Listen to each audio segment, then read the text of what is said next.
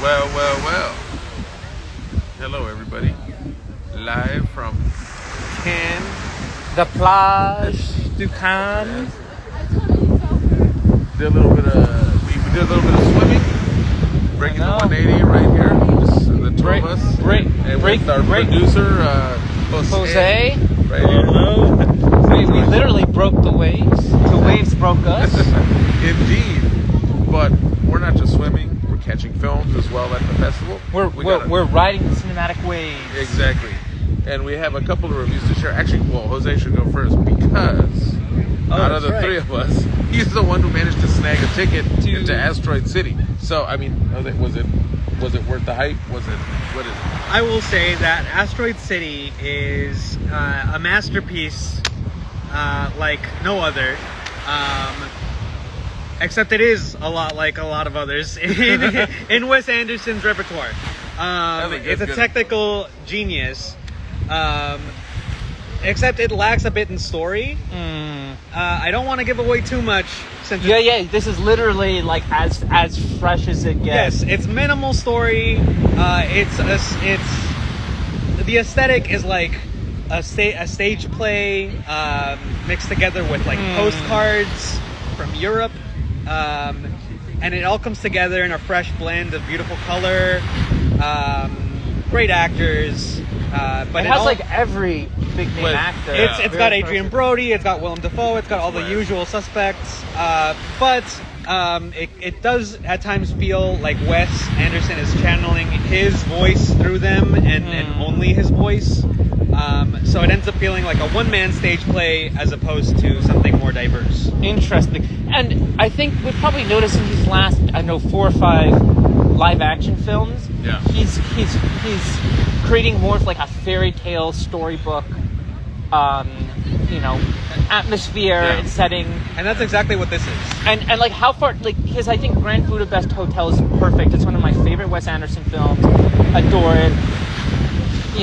French Dispatch has that. I like that too. But Asteroid it looks like it leans the most. It leans so much harder into that fairy tale aesthetic. It doesn't feel like a real world that you can just walk into. Whereas I feel Grand Budapest Hotel is somewhere you can travel to. It feels like a kind of cartoon world that can inhabit the real world.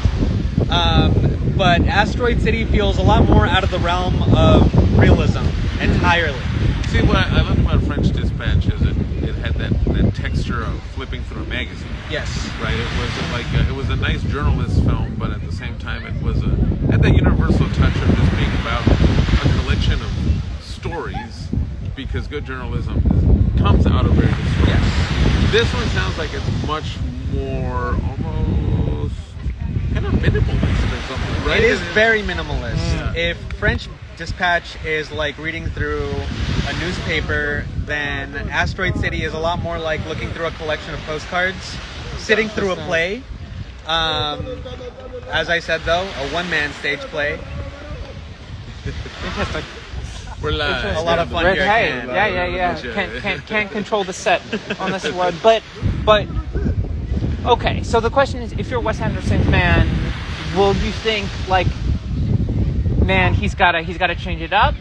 First of all, and the second one is, if you're not the biggest Wes Anderson fan, you're kind of coming in fresh, will you be able to get into it, or will it just be like quirkiness overload? You know what? I think it's got a lot to offer for Wes Anderson fans, because it offers almost like a remix of techniques he's used before. Things like the stop motion in I Love Dogs and Fantastic Mr. Fox. It's infused with the live action aspects you see in other films like French Dispatch. And so it becomes this clear blend of all his past styles to create something definitely super new and chaotic almost. But it all blends together and it becomes something beautiful. Okay. No, that's fantastic. But it's amazing. You're one of the first people in the world to see it, and that's super cool. He got in after we tried to get in. We had quite it's a short film all on its own. Our odyssey to try. But Jose, being the producer that he has managed to get in, meanwhile, the three of us also saw an excellent drama. And this is actually probably a controversial opinion because the reviews I saw this morning were very, very mixed. Firebrand. Fantastic. Ooh. Well, I'll put it this way. Fantastic up until the last 2 minutes. It's not even a joke. It's one of those where it's like, I don't know. I don't even know how to describe it. It's like if you're playing a football, not like the real football, not American football, and you're winning. It's like 2-0, and somehow in the last minute of the game, you let the other team score 3 goals. It's like, what? Why did this happen? It's about Henry VIII's last wife. The last wife. And it's called Firebrand, and the whole film takes place from her perspective. And it's about how she's connected to the Reformation underground, the Protestant underground, and I would say it was almost an excellent film. But that last minute it's very good. Well, but that last minute just it's for me, it was the most solid film that we saw throughout this entire run so far. Asteroid City, of course, has its highs and its lows. It's something you can't really quantify with, solid movie or not. But I would say Firebrand is the most standalone, solid film that we've seen so far. Well, you guys have seen Los Colonos and I haven't, so I can't speak on that. We'll get to that. To and that. of course, Kubi. Yes. Which Kubi. we'll get to. But this one, so first of all,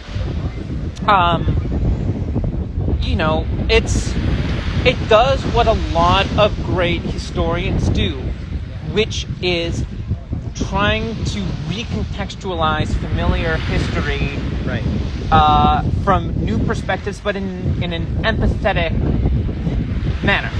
Yeah. Now, there's a little bit of speculative history, but I believe it works what the story's trying to tell. Especially near the end. I mean, the heart of the film is a powerfully monstrous performance by Jude Law as Henry. He's great. He's an oozing, puss-ridden. No, it's fantastic. It's one of Jude Law's best performances in years. Yeah. I will say that it would be nice if he got recognition at Cannes. I don't know how it will go for the 2024 Oscars, but he really plays. So this is the very end of Henry's life, and it is not overbearing, but a looming, powerful performance. Well, yes. I would like the first it overbearing, but in a good way, in the sense that he turns Henry from this kind of caricature into an actual massive ego, and he's going crazy. He's getting paranoid. His body is wrecked by infection, and he doesn't know who to trust, and everyone around him in the court is trying to manipulate him. But it's presented with this really stark grittiness where you really feel like you're transported to that period in time. You really feel like this is what it was probably actually like. It was probably the most accurate depiction of Tudor England I've ever seen. I mean, I was telling them, if you look at portraits of all the characters in the film, it literally looks like their portraits came to life. I mean, especially Jude Law. Jude Law and his closest advisor. I mean, it's unreal, and how they use, and I don't know how big the budget is, but I'm assuming not huge. The way that they use minimal locations is brilliant. I guess, you know what I found out this morning? The director is Brazilian. Oh, wow. Really? That's very surprising. It's a Brazilian director. But you know what? Some of the best films about X subject matter don't necessarily come from the people of that country. Right, exactly. When you can bring a more objective perspective or bring a fresh take, it allows you to be a little harder hitting, except for the ending. Well, yeah. So can we talk about that a little bit without spoiling it? Well, why does it? Well, we won't spoil it, obviously, but the ending, it just becomes too much of a corn fest attempt at being a message. And it's not even the climax or anything. It's literally like the last maybe minute or 30 seconds of the film. And this is not hyperbole. It's as literal as we say. And as we were walking out the theater, we're just like, why? Yeah. Yes. And then and this is again spoils nothing about what happens. No, we're not spoiling anything because most of these films aren't going to come out for months. But for example, after we've gone through this whole stark, gritty experience, they choose to end the end credits, for example, with a pop punk song that does not go at all with the rest of the aesthetic and the spirit of the movie. There's nothing wrong with using the kind of music in a movie like this, but you have to like set the rules early, right? You have to like Marie Antoinette, like the Braid, even Bridgerton, which is it is what it is. True History of the Kelly Gang. I mean, these are no, but even True History of the Kelly Gang, it doesn't use like the pop punk countercultural thing. Right. Well, I posit that this is it's a symptom of the film viewing itself as something that it isn't quite, because it, as Elsie stated, you need to lay that groundwork to be that pop punk kind of piece of art, which this isn't quite that. It's very serious. Yes, it's very serious, and it takes itself seriously, and it's not a stuffy period piece either. It's very fun to watch because it's so eclectic and just it's dynamic. It's very dynamic. Yeah. Well, exactly. we're losing you. You're like drifting off to the side. No. It's because the ocean's so beautiful. No, but it's true. It's like it's the kind of movie that really pulls you into the sheer ferocity of how it captures the times, but then it just ends the last minute with the corniest title card of all time. It also has narration at the beginning and the end. Yeah, and at the end it ends with a breaking the fourth wall into the camera where it's like very cornball. It's one of those where it's like the director sets up the real life characters. Yes. Most people know who they are. Yeah. Okay, for example, most people know who Elizabeth I is, and for whatever reason, they have to put the a end big of the banner. film Yeah. has to put a splash card, like more than a wink. It's like ramming it down your throat. Who this person is. The ending to me felt very insecure to me because the film, that's a good word. It was insecure. It was insecure. So sorry. Of course. See, we just want someone to go see the movie, but it's because we're here at the beach. We are in a public place, so everyone's enjoying the sunshine and Yes. the water today. But yes, so it's a movie that, let's say, from the first act through the end of the second act, it really is the way they bring to life Henry's court. It's decadent. It's terrifying. It's terrifying. Jude Law tops most of his roles in this movie, and I know that sounds crazy. He tops other Henry. Jonathan Rhys-Meyers does it too. He was great as a young Henry. He was great, but Jude Law needs him in the does, because what Jude Law does is he takes that character and turns him into almost a complex prototype of the tyrant. Yes. Right, he's an actual tyrant, but with his own complexities because of fear, distrust, the disease wrecking What I his find body. fascinating about him is how at times he feels like a giant child, at times he feels insecure, but at others he's a giant monster. Yeah, He's monstrous. Literally. Yeah. I mean, also the fact that he's already gone through five other wives, and there's a nice touch is that it shows Catherine Parr stepping up as the stepmother to these kids who, I mean, I don't know the history of if they generally cared for her, but he sets up a dynamic that. Because you know what's nice about the movie. By the way, we should mention Catherine Parr is played by Alicia Vikander. Vikander, yes. Tomb Raider. I mean, I know she's done other stuff. She's great in the but role. To me, she's Tomb Raider. She's fantastic in the movie, and what she does is, it's become fashionable now to turn historical dramas into kind of proto-feminist pieces, which is fine. But what this one does with that approach is really contrast her need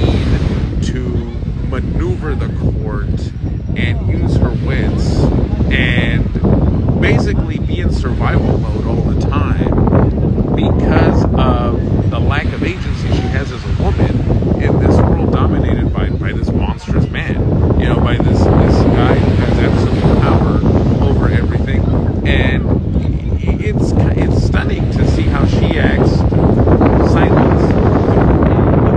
What's wonderful is that Jude Law as Henry and Vikander as Catherine are very parallel to each other. Yeah. In that Jude Law kind of casts this domineering shadow over the entire film, even when he's not on screen. Before he's even within the film, the narrative of the film, everyone's talking about him. Catherine is keeping quiet, and so Vikander's role is kind of reactive to that absence or role within of his, and they both kind of like play off of each other extremely well. Well, and I also say this is a really interesting case of cinematography where the choice of lenses really creates those this paintings, texture. those classic paintings of of the period almost comes to life in the movie. But also, I think in terms of the noticeable effect, because there's so many shots of characters standing closely. Right. And there might be like monologues of where the character talking is the one who is out of focus, and just choices like that lit the whole film. For example, one of the there are two best scenes in the movie for me. There's one when Henry's at court and he catches the eye of this young maiden, and I mean the whole scene. It feels like it's about to erupt. And how Catherine plays off that. And there's another one where there's a dance scene. Oh, the use of music in the movie is very interesting because it's not like the stereotypical use of medieval music. It's more setting this tone of debauched, almost eeriness in the court. You know, the fact that Henry, he's actually not a bad musician in the movie, but he's actually pretty good. But it just feels so decadent and corrupt. You know, the way the music is used, it's eerie. It's almost pagan. And the way it's done. It's a very so watch out for that. Firebrand. And then while Jose got into Asteroid City, Alfie and I saw an excellent Chilean film, Los Colonos, which in English, well, they said it was the settlers, but I think Los Colonos is closer to the colonized. No? Yeah. I mean, it's the colonized. Hello. You like? No, thank you. No, thank you. Again, we're live. We're here live at the beach. But it's and I knew this one. I knew even less about. Oh, I knew nothing. So this is a multilingual film. That's set. The late 19th century Chile. It's about no, it was early 20th. Yeah. It's about essentially the expansion of Chilean settlements into the farthest reaches of the country, down to Tierra del Fuego, and how it made the modern nation state of Chile. Well, and how basically what I found the first thing I loved about the film that I found fascinating was how it connects the continental history of the extermination of the indigenous peoples, because the plot of the film centers on this British soldier of fortune, basically, who's tasked by a Chilean industrialist to... he's Scottish. Oh, he's a Scotsman, but he was in the English army. Yes. So he's hired by a Chilean industrialist to essentially clear his... To cleanse his thousands of acres of land of the indigenous population. And a Texas Ranger. With the help of a Texas Ranger. Which we should add, as for history, what you don't often see, first of all, from American cinema, let alone, international cinema, is that the reality of these modern nation states is the United States, and I mean, it was really a international effort. Yes. Well, and how the history of the continent is all united, right? The same way the indigenous population in what is now the United States was violently attacked, it's the same all up and down the continent. Well, it's a universal history, which Yeah. I think, the best I can put is I think some of the Argentinian and Chilean films I've seen are a little bit inaccessible for a wider audience because they are rooted on the fact that The what history happened. already before. Especially, Pinochet and the Videla years. This But- one, if you've read novels like Blood Meridian, or you like movies like The Proposition, Or if you you'll just get know it. Like, you'll be American into it. history Yeah. or any history where indigenous populations have basically been exterminated, it's a universal solidarity, essentially, or not solidarity, but a connection. It's the history of the continent is all interconnected, and because there are moments in the film that feel like you're watching something like The Proposition, something like Apocalypse Now, but That's true. it's in Chile. What absolutely stunningly shot, and from the look of it looks like on film. I wouldn't be surprised if it was shot on film. It had that texture of 35 And really feels like you're at the end of the earth. The way they use the wind, I mean, you can tell that the wind is blowing the costumes off people. Oh, it's fantastic. It was fantastic. And the use of violence is haunting. Because Yes. it's not gratuitous, But your imagination. it brings home that idea of the terror of colonialism. And how nation states are made by... Supposed civilized. Exactly. It's great. It's a great film. A nice discovery. And an incredible score. It was a very great discovery from the Latin American selections here, and then the three of us reunited to watch. At last minute too. Watch a Japanese by samurai. Beat Takeshi, who did. He's had such a huge career, but many Westerners might know him for his 2003 adaptation of Zatoichi, which I love. Classic, big cult crazy classic, movie, and this one, I don't think any of us loved it, but I think we enjoyed the experience. The experience. It was on IMAX. It had actually funny moments in there. It was certainly a unique samurai epic. It's like a self-commentary on the whole. Yes. Well, what I told them is it felt like Matrix Resurrections, where the Wachowskis and now Takeshi somehow got funding for this movie, and he's just kind of having a laugh Yeah, exactly. at things. It feels equal parts straightforward and as almost as a meta commentary on itself. Yeah. It's not like taking apart the samurai genre. It's literally, referencing directors like Kurosawa. It's referencing movies like Seven Samurai or Ran. Actually, I would compare it a little more to movies like Ran. I agree. Or Kagemusha, but with a cheekiness, right? Like a bit of a wink to the material. That was cool. If you go check it out, I do recommend though you have a good meal beforehand, walk in refreshed, pop open a monster or two. It can be a bit taxing, but we had a fun time. We had a fun time. It doesn't have a conventional narrative. No, actually. The movie just decides it's done, and it literally just stops.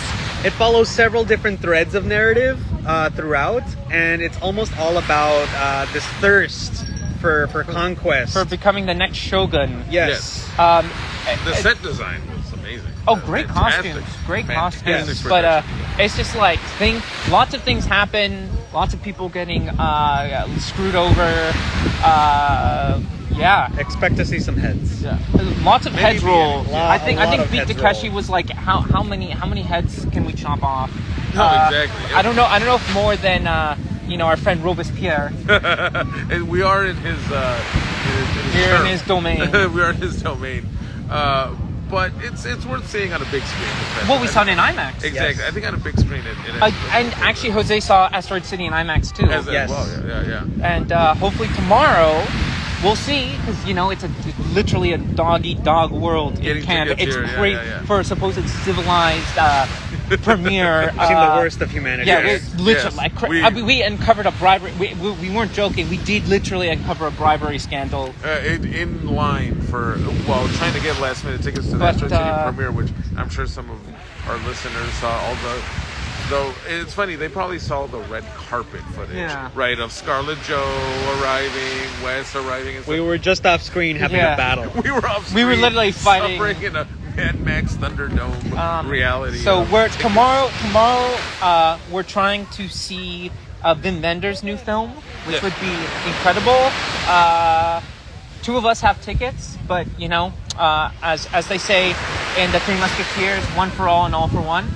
So we'll hopefully cover that.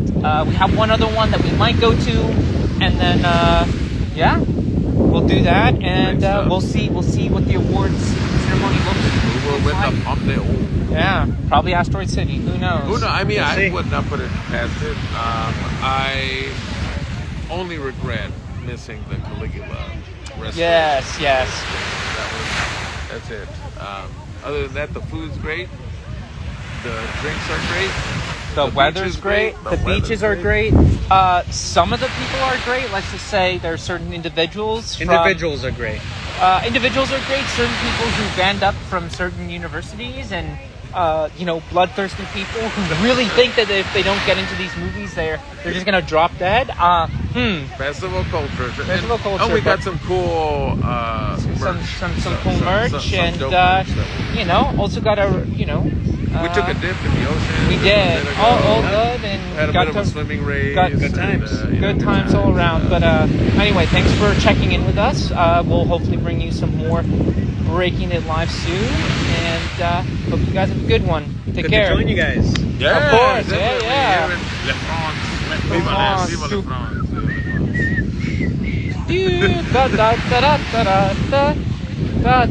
Anyway, have a good one, guys. We'll catch you next time. Peace.